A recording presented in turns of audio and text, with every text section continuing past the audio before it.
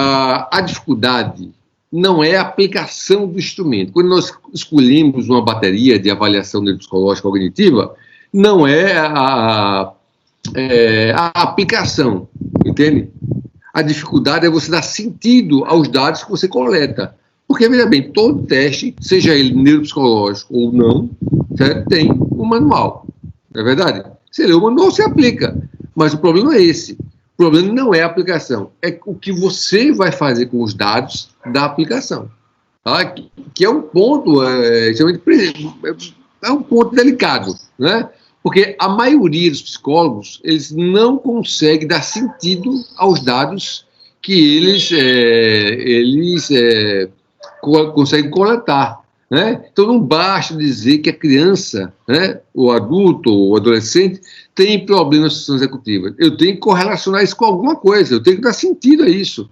Então, se você vai lá na tabela normativa, você vai ver que está abaixo da média, eu tenho que dar sentido por que está abaixo da média, né? Então, assim, a grande questão dos testes, principalmente os testes neuropsicológicos, é que você precisa compreender as estruturas anteriores para que você possa ter uma compreensão da disfuncionalidade, ou seja, da presença de disfuncionalidade ou não. Entende? Stand Play. Bom, eu dei uma introdução de manhã, né? A Stand Play seria a caixa, certo? Com as miniaturas. Vamos aprender a utilizar agora, certo? Então, eu utilizo aqui lá na universidade esse material aqui. É uma caixa, né, de plástico, certo? Com as miniaturas não são montadas. Nós colocamos só areia, certo? Só areia. Areia seca e areia molhada. Qual é o ideal? O ideal são duas caixas, certo? Duas caixas dessa aqui. Uma caixa com areia molhada e uma caixa, molhada eu digo, umedecida, e a outra caixa com areia seca. Tá? Então, o ideal é você utilizar as duas caixas. Tá? Mas, como nós não estamos usando para o processo terapêutico, nós estamos usando para o processo de avaliação cognitiva, que eu quero avaliar as funções cognitivas com a Stand Play, né, com a caixa de areia, né, eu geralmente utilizo com ou areia seca ou areia molhada. Então, tanto faz para a gente, certo? Quando você utiliza a Stand Play para a psicoterapia, o processo é diferente, certo?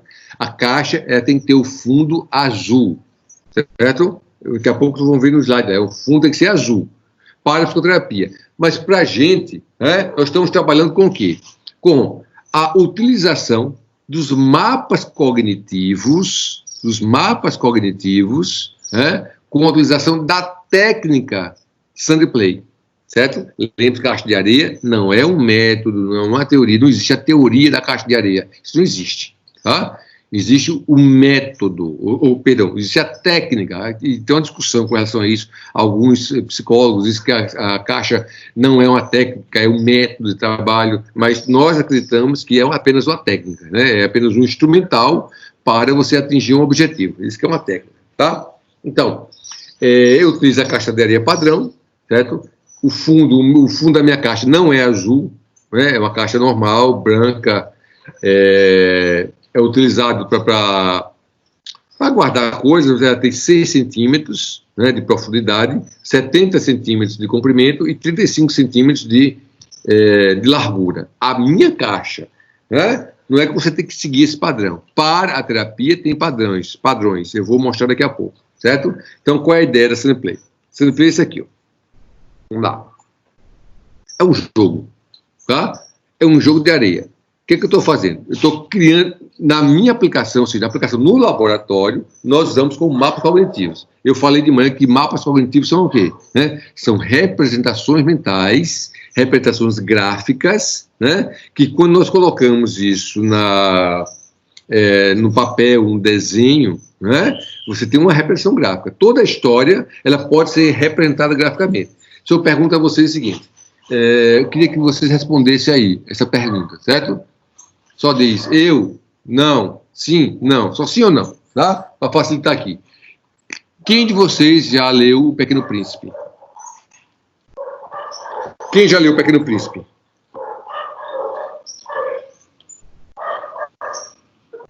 Hã? Quem de vocês já leu O Pequeno Príncipe?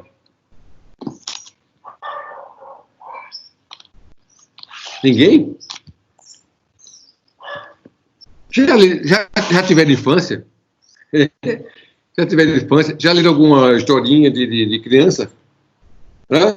Ó, isso são mapas cognitivos, né? São representações gráficas. Aí, Mary, tá certo. Luciana, ok. Vanessa leu, não? Assistiu o desenho, ok. Laís, pronto, Laís, perfeito. Olha só, você pega uma historinha, uma técnica simples. Olha como você pode trabalhar com isso ou no consultório, ou na avaliação. Leilane, ok. Olha só.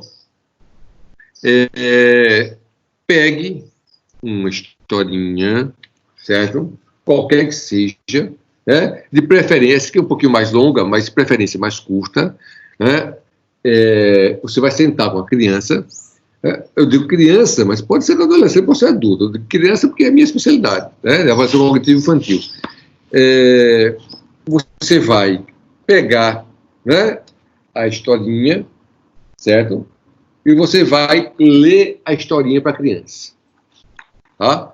Você lê. Então, por exemplo, Chapeuzinho Vermelho. Você vai ler a historinha de Chapeuzinho Vermelho, certo? E você vai pedir, ao final, que ela possa desenhar. Mesmo que ela não saiba desenhar, que faça um rabisco, não importa. O que importa é a estruturação mental onde você está avaliando. É uma avaliação qualitativa, tá? Imagine.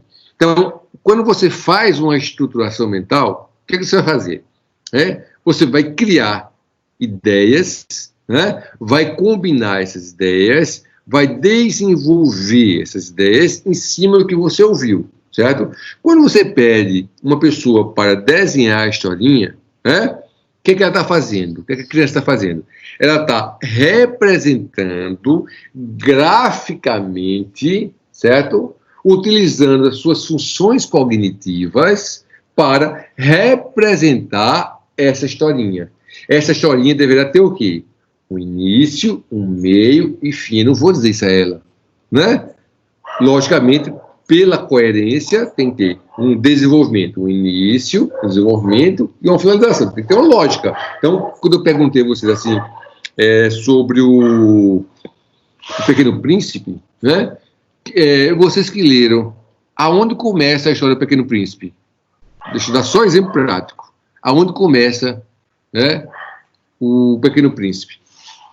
Quem lembra? Use a memória de longa duração. Memória de longa duração, vamos lá. Onde começa o Pequeno Príncipe?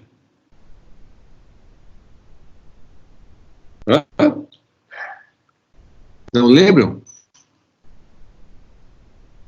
Melanie? Eita, exato, Laís. No deserto, perfeito. Ele começa no deserto. O aviador cai. Ou seja, estou pegando o Pequeno Príncipe, não porque é algo excepcional, não é isso. Estou pegando o Pequeno Príncipe porque a maioria de pré-adolescentes e adolescentes leram o Pequeno Príncipe. O que acontece? Quando você falou no deserto, Laís, você está dando ponto de partida para a elaboração do seu mapa cognitivo. O mapa cognitivo é uma representação gráfica da realidade, certo? Você parte de um local, você vai o quê? Vai elaborar. Você pegou o ônibus, mas qual é o trajeto que o ônibus que você pegou faria? Internamente, você utilizou sua estrutura cognitiva para elaborar, planejar essa representação. Você representou graficamente. Quando eu falo representar graficamente, entendo. Eu não estou falando a representação gráfica como se fosse algo desenhado, mas é algo mental. Ou seja, internamente você elabora caminhos, você faz em todo momento. Todos os momentos vocês fazem isso. Pega um rato, por exemplo. Sabe que ratos fazem mapas cognitivos. O rato conhece a casa de vocês melhor do que vocês. Ele sabe entrar e sair. Isso foi testado, Você pega um ratinho, coloca no labirinto, aquele labirintozinho, para experiências mesmo, coloca ele no centro do labirinto. Ele vai ficar tentando achar a saída. né? Você coloca uma saída só e o rato consegue sair. Se você colocar o mesmo rato pela segunda vez, ele já sabe onde é a saída. Ele não vai ficar testando, né, onde é. Ele vai direto para a saída. Por quê? Porque ele elabora um mapa cognitivo, ou seja, ele elabora uma representação gráfica. Agora, vamos aplicar isso, né, na nossa avaliação. Para a execução de um mapa cognitivo, o que você faz? Você usa, as funcionalidades das estruturas cognitivas, principalmente a memória, certo? O que eu faço? Quando eu leio para a criança a historinha, olha só, quando eu leio para a criança a historinha, e essa historinha, depois eu peço para ela transcrever, ou seja, desenhar a historinha, ela está passando, certo? Da história que eu li para, os seus processos cognitivos, os seus processos mentais, e ele vai o quê? Utilizar a memória de trabalho para execução da tarefa. Quando ela está desenhando, ela precisa utilizar os modos cognitivos, atenção, percepção, memória, pensamento, e a linguagem, porque ela vai manifestar depois como funciona o desenho dela. Eu pedi para ela falar, para ela explicar. Então ela está fazendo o quê? Ela está desenhando, está estruturando. Se ela não consegue fazer isso, algo errado está impedindo, ou seja, existe possivelmente alguma disfuncionalidade em uma das estruturas cognitivas. Olha o que eu estou dizendo. Possivelmente. Por que possivelmente? Isso, Por quê? Porque os processos atencionais, Vanessa, estão comprometidos, Então, a criança com déficit de atenção, ela vai conseguir fazer, entenda, mas a história vai estar pobre, A história não vai estar com a riqueza que deveria estar, porque a historiazinha que ela vai narrar mostra a complexidade mental dela, Ou seja, a formação de ideias, certo? Daqui a pouco eu mostro outro vídeo sobre formação de ideias. Então, ela mostra a formação de ideias, Então, nesse processo de formação de ideias, o que ela vai fazer? Ela está trazendo o seu aparato cognitivo para o desenho, ela está desenhando. E eu consigo avaliar qualitativamente, porque esse é um trabalho que nós avaliamos comportamentalmente, ou seja, ela passa as suas funções cognitivas para um desenho, certo? Então, esse projetar no desenho a estrutura cognitiva dela, isso me diz muita coisa. Se a história tem uma narrativa, início, desenvolvimento, finalização, porque eu li o texto para ela, o livrinho, o Chapeuzinho Vermelho, por exemplo, eu posso ver se ela reteu informações, se ela pulou partes da história. Então, tudo isso é observado. Agora, olha onde eu quero chegar. Vamos supor que eu vou fazer isso potencializando, ou seja, eu vou criar uma situação que potencialize muito mais a elaboração dessas funções executivas. O que eu digo potencializar? Que ela possa manipular a história. Por quê? Porque o pensamento, olha o que é a avaliação do pensamento. O pensamento, ele deve manipular conceitos, combinando, gerando um novo conceito. Isso é uma história. Se eu conto uma história para vocês, é porque eu estou combinando conceitos internamente. Essa aula que eu estou dando agora para vocês é porque internamente eu estou combinando uma série de conceitos, transformando isso em linguagem. Linguagem, manifestação do pensamento. Pensamento, combinação de conceitos, gerando novos conceitos, certo? E eu saio combinando conceitos e estou passando para vocês. Agora, imagine se eu pego a estrutura dos mapas cognitivos e aplico em um ambiente controlado, e aplico numa caixa que tem limites, que eu posso controlar, eu posso observar, eu posso interagir, se assim desejar, com a história dela. Ou seja, ela vai utilizar as mãos para mexer com os bonequinhos, com as miniaturas, ela vai sentir, ela vai ter uma questão tátil por trás, para montar o cenário, ou seja, ela vai tocar na areia E o cenário, ele não vai ser apenas, né, a forma dele vai ser tridimensional, vai ter 3 dimensões, coisa que num desenho não tem. Ou seja, então eu potencializo a utilização das funções cognitivas nessa criança, certo? O que eu vou fazer? Eu vou observar, né? Agora, quando a gente vai para a origem, né, da caixa de areia, ela é utilizada geralmente em psicoterapia, mas só utilizar em psicoterapia, né, é perder a grande riqueza que é a caixa de areia. Olha aí, por exemplo, né, o slide, vou para o slide. O jogo de areia, hoje internacionalmente conhecido pela denominação em inglês, Sunny Play, né? Então, assim, a gente chama Sunny Play. As pessoas jogar caixa de areia, é Sunny Play, tá? Bom, olha o que ela é para a gente na avaliação neuropsicológica cognitiva, tá? É uma foto ou um registro de sua atividade mental. Aquele cenário que a criança monta, né, ou que o adulto monta, é uma representação da sua atividade mental, né? Utilizada no processo de avaliação ou intervenção. Olha a diferença. Eu estou avaliando a atividade mental quando eu observo qualitativamente, né, a criança mexer os bonequinhos, narrar a história, né? E eu estou intervindo quando eu preciso, né, estimular áreas do cérebro que precisam ser estimuladas. Por exemplo, eu posso pedir que ela monte um cenário, eu vou direcionar, né? Eu vou dizer, olha, vamos lá, vamos desenhar a sua casa, vamos construir a sua casa aqui na caixa de areia, né? O que ela vai fazer? Ela vai utilizar a memória de trabalho e a execução, né? Ela vai precisar ter, né, uma interação para a reprodução da casa dela. E aí eu peço a ela o seguinte, agora vamos colocar as pessoas que moram na sua casa. E ela vai pegar as miniaturas e começa a botar, né, uma em cada casa. Lembre o seguinte, para não confundir, eu não estou utilizando isso terapeuticamente, psicoterapeuticamente, tá? O meu intuito é intervir sobre a atividade mental dela. Não é para que ela utilize a caixa de areia como material projetivo, é para que as emoções venham à tona e o terapeuta trabalhe. Que é isso que é o jogo de areia, tá? Eu quero fazer de uma outra forma.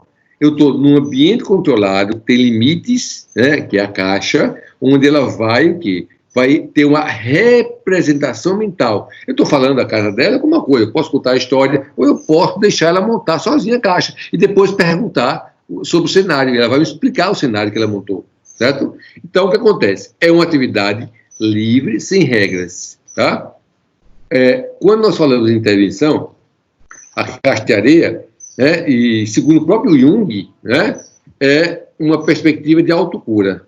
É por isso que não precisa muita intervenção, para quem usa em psicoterapia. Ela promove a autocura, né? Ou seja, você, ao montar, ao tocar as estruturas, ao tocar a areia, internamente você já elabora, certo? Agora, repito, não é o nosso trabalho esse, é autocura para quem trabalha com processo terapêutico, certo? Para a gente, eu estou usando o quê? Ou para avaliação das funções mentais, ou para intervenção das funções mentais, certo? Qualquer coisa me pergunte aí, certo? Bom, então, é desenvolvida pela Margaret Lowenfeld, né, que foi uma médica, tá, uma pediatra, que montou uma clínica, que desenvolveu a técnica, certo? E houve a padronização pelo Jung e pela Dora Kauf, que são, na realidade, que deram os limites, as regras. Repito, as regras da psicoterapia, né? Utilizando caixa de areia na neurociência é algo mais novo, é algo mais recente, certo? É apenas uma técnica, né? Então, nós usamos mapas cognitivos, que é a arrumação do cenário, né? Isso é um mapa cognitivo, quando ele arruma o cenário, né? Para a reprodução gráfica tridimensional, né? Utilizando as funções cognitivas, as funções mentais, tá? Bom, aí, ainda sobre o pressuposto, né? Primeiro, criação de espaço livre e protegido, né, que é o consultório, que é o local onde as manifestações, né, inconscientes para a estruturação da psicologia analítica junguiana, certo? Repito, não é o caso da gente.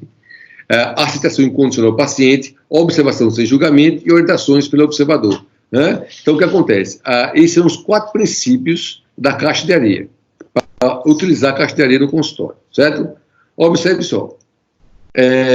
Segundo Lowenfeld, diferentes estados mentais podem ser objetivamente registrados e cientificamente analisados. Ela estava certinha. Gente, ela falou isso, sabe quando? No final da década de 30. Ela está certinha. A neurociência nem estava tão evoluída. Né? A neurociência veio na década de... Sobre a ciência cognitiva, veio em 1957. Ela falou isso em 35, né? Em 1940, por aí. Né? Então, olha o que ela diz. Segundo Lowenfeld, diferentes estados mentais podem ser objetivamente registrados e cientificamente analisados. Por quê? Porque eu posso ver se a criança tem, né, déficits atencionais, déficits perceptivos, né, déficits psicomotores, né, se a motricidade fina dela, né, ela consegue executar a tarefa. Olha só, eu consigo ver a atividade mental dela. Olha bem. Vamos lá. Essa estruturação aqui, dá uma olhada, tá? Eu tenho o quê? Eu tenho uma caixa onde, ao montar o cenário, né, a criança faz uma representação gráfica. Então, o que você está vendo nessa caixinha é a vida mental dessa criança, certo? Pelo menos naquele momento, naquele dado momento que ela está executando, tá? Então, ela tem atenção, né? Funções executivas, eu tenho memória de trabalho, eu tenho linguagem, olha só, né? A linguagem, eu tenho, só um minutinho, eu tenho a percepção, né? Eu tenho o pensamento, né? Porque isso representa as ideias e pensamento dela, e eu tenho a memória operacional. Tudo isso nesse cenário montado pela criança. Olhe bem, nesse cenário montado pela criança. Tá? Olha aqui. Como ela monta. Duas formas. Eu tenho uma forma que é direcionada e outra forma que é livre, que é espontânea. Certo? Qual é a diferença? É que eu posso deixar a criança montar a caixa de areia de acordo com a atividade dela, com a atividade mental dela, ou eu posso conduzir a história, eu posso narrar a história, né, e ela vai representando graficamente. Né? Com uma avaliação qualitativa, eu consigo ver as funções mentais sendo colocadas naquele espaçozinho da caixa. Entende? Crianças que tem, né, que está no espectro autista, vai ter dificuldades de montar isso aí, justamente pelos comportamentos estereotipados. Né?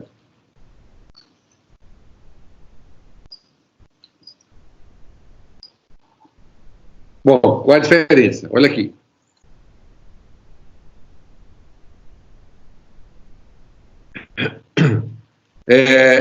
Forma induzida.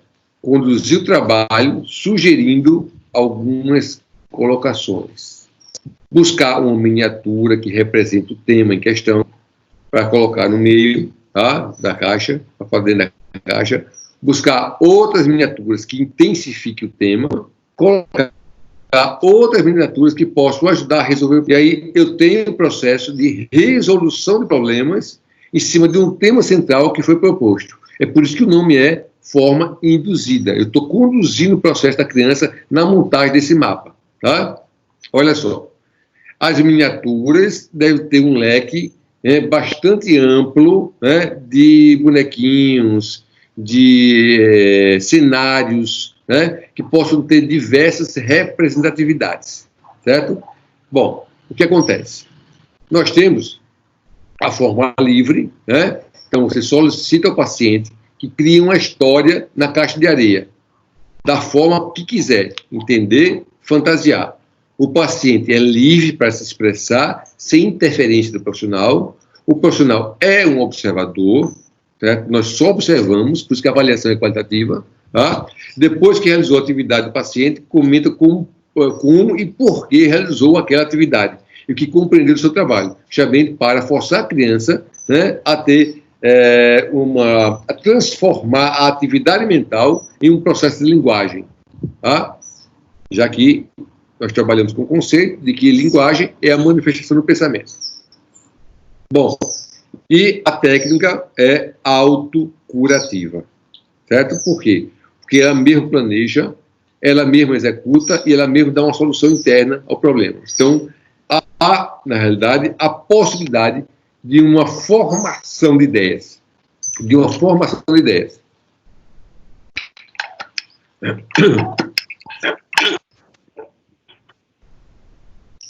Bom, aí tá.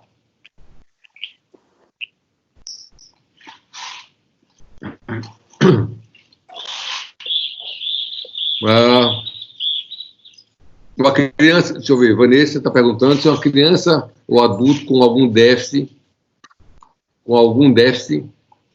não consegue fazer esse mapa cognitivo. Consegue fazer, mas os elementos vão ser mais pobres, né? Os elementos vão ser mais pobres, tá? Você pode montar a caixa, Vanessa, né? Você pode montar a caixa. Olha só, aí você tem um jogo, né, são vários elementos, de animais, tudo que você possa colocar que seja representativo é importante, tá? Bom, olha aqui.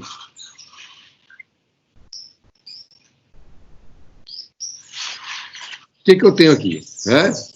Os limites da caixa de areia possibilitam a concentração, limitam os pensamentos, ideias e a fantasia num único espaço finito. Então, esse é o segredo. Observe que nada mais é do que esse cenário do que uma representação gráfica de uma atividade mental, né? É uma representação. Então, eu tenho o quê? Um processo de combinação de conceitos, eu tenho formação de ideias, tudo isso vem de forma tridimensional quando você está trabalhando com caixa de areia. Aqui. Todas as miniaturas representam alguma coisa quando colocadas na caixa, né? Ou seja, você tem a caixa de areia e você tem uma outra caixa ou estante, se você trabalhar continuamente, né, com as miniaturas, certo? É importante colocar todos os tipos de miniaturas, desde miniaturas de bonecos, animais, objetos, né, como baú, carrinho, cruz, e assim vai, né? O que você puder botar de objeto também vai juntar lá. A criança, ela vai direcionar, ou seja, ela que vai escolher os bonecos. Eu não vou interferir. Por que eu vou interferir? Porque eu estou o quê? Avaliando a atividade mental dela. É isso que me interessa, certo?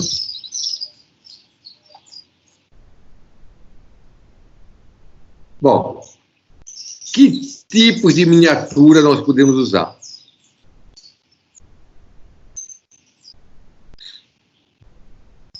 Eu coloquei aí, né, 3 tipos de miniatura. Esse tipo 1 são miniaturas que são feitas especificamente para trabalhar na caixa de areia, porque ela tem uma base, a areia cobre, ela não cai, certo? Então, assim, especificamente. No entanto, isso não quer dizer que só essa forma de miniatura possa ser utilizada, certo? Você pode utilizar Playmobil, né? Esses Playmobil são ótimos, por quê? Porque ele tem diversas representações. Então, ele tem crianças, tem animais, né? Tem os bonequinhos, certo? O legal é que você utilizar essas miniaturas. Dá para a Sunnyplay, realmente. Agora, são caríssimas, né? Miniaturas são feitas de resinas, são caríssimas, certo? Mas você pode usar o Playmobil, porque o Playmobil ele tem diversas representatividades. O hospital, você tem crianças, você tem tudo que ela possa representar, certo? Ou pode usar esse outro tipo de miniatura que eu utilizo, né, que são mais rústicas, né, demoram mais, né, que são esses aqui, ó, que são esses Imaginex, que qualquer loja tem, certo? Então você tem o quê? O Playmobil e tem, né, as miniaturas que é Imaginex. Tanto faz, né, escolham, misturem, não há problema, desde que tenha a variedade e a representatividade desses elementos, né, para que a criança possa escolher, certo? Para que a criança possa escolher. Tudo bem? Vamos lá. Qualquer coisa interrompa aí, certo? Tá aí, ó. Seu cenário, que nós chamamos cenário, são representações gráficas tridimensionais, certo? Da atividade mental. Olha aí. Isso é montado, certo? Isso é montado como uma atividade mental. Quanto mais rico, né, o cenário, maior a atividade mental da criança, do adolescente, do adulto. Estou falando criança, eu digo, porque eu aplico com criança. Né? Tipo de areia. Bom, a minha sugestão são essas aí, certo? Ou areia de praia, ou areia de construção. Né? Areia de construção fina. Tá? Eu utilizo no meu aqui areia de construção. Agora, lógico que, seja qual for a areia que você vai utilizar, tem que ser uma areia higienizada, né? Para evitar consequências, né, na saúde da criança, certo? Germes, etc, etc, etc. Então, quando eu falo higienizada, você bota ela, né, numa água fervendo, certo? E depois bota ela para secar. Você higieniza a areia, tá? Esteriliza a areia. Bom, a areia pode ser utilizada de forma seca ou de forma úmida, certo? Tanto faz. No trabalho psicoterápico, não é o nosso caso agora, certo? É utilizado ou areia seca ou areia úmida. No trabalho psicoterápico é utilizado as duas caixas, com areia seca e caixa com areia úmida. No trabalho da neuropsicologia cognitiva, nós não precisamos ter duas caixas, tá? Basta uma caixa, ou ela com areia seca ou com areia úmida. Por quê? Porque eu estou trabalhando nos mapas cognitivos, eu estou tendo representações mentais, gráficas, montadas na caixa de areia. Então, para a gente pouco importa, né, se a areia vai ser úmida ou vai ser molhada, tá? Fica a seu critério isso aí. Bom, eu gosto muito de um tipo de areia, né, chamada areia cinética, que é uma areia artificial. Por quê? É mais limpa, né, depois você guarda, ela junta, ela vem umedecida com algum tipo de óleo, né, não alérgico, né, hipoalérgico. Essa areia cinética aqui, ó, que é uma imitação da areia de praia, só que ela já vem umedecida, né? Aí depois você recolhe e guarda ela no potinho, que ela já vem no pote de 1,3 kg. É um potinho assim, né? E você utiliza ela. Mas, se você não quiser achar capa é cara, né, um pacote de 1 quilo acho que uns R$90 mais ou menos, certo? Mas vale a pena. Vale a pena porque você pega nela, ela não gruda na mão, né, ela não suja, não sai sujando o ambiente do laboratório. Né? Então, assim, ela pode ser montada em uma caixa, certo? E depois ser recolhida e guardada, né? Sem derramar nada. Já a areia de construção fina e a areia de praia, você tem esse problema. A criança sempre vai sujar, você vai ter que ter limpando depois, né? Mas fica a seu critério, tá? Ou areia de praia, ou areia de construção, ou areia cinética, tá? A questão da areia cinética é que fica muito mais cômodo para a gente, não para a criança, para a gente, tá?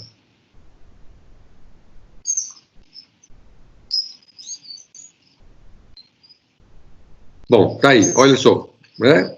O que é que nós temos aí? Você tem, observe que tem aí o fundo azul, né? Mas o fundo azul é utilizado para psicoterapia. Para a neuropsicologia cognitiva, pouco importa a cor do fundo, tá? Então, você tem o cenário, você tem as miniaturas e você tem a caixa. Agora, a caixa seria interessante seguir mais ou menos um padrão, né? Nem caixa muito grande e nem caixa muito pequena, certo?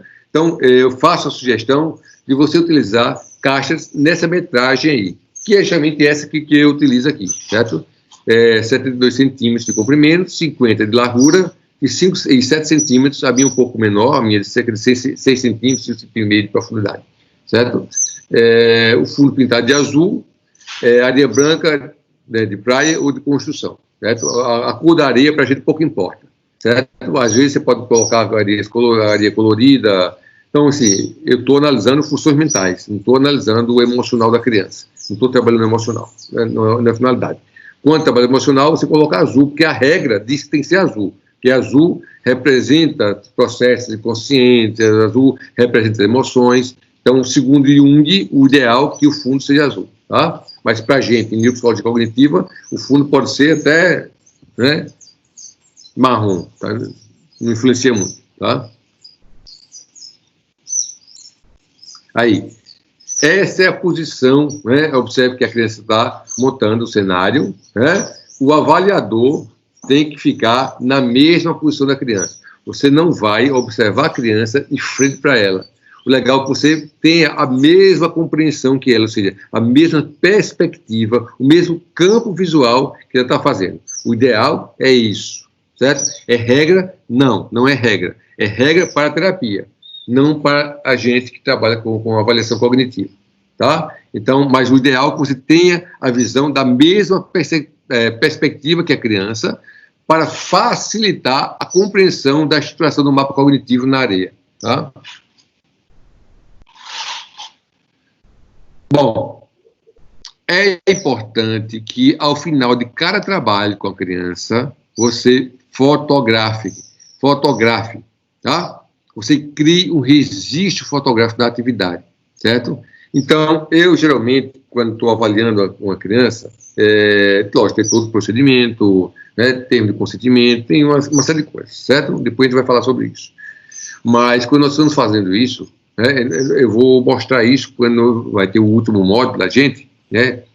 No último módulo, eu vou mostrar como montar uma sala de avaliação cognitiva, certo? Vou ensinar vocês a montar. E aí vou orientar que vocês possam filmar as atividades, ter uma câmera para filmagem, né? Super simples de fazer, né? Mas bastante concreto, tá? Porque você fica com uma documentação e você pode analisar várias vezes, né, como a criança montou o cenário, certo?